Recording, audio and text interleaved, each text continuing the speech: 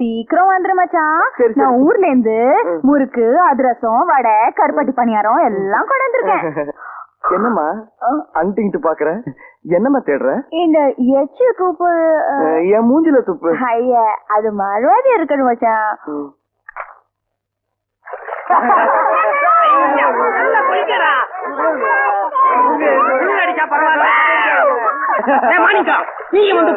நான் வரலப்பா. அண்ணே, அவன் தான் பச்சை தண்ணி குளிச்சா வலி பெறும் தெரியல. நீங்க பேசாம குளிங்க.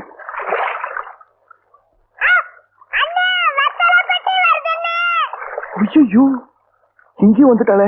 எல்லாம் தண்ணிக்குள்ள முங்குடா. எங்க போச்சு மச்சான்? அத்தை இங்கதான் குளிக்குதுன்னு சொன்னாங்க.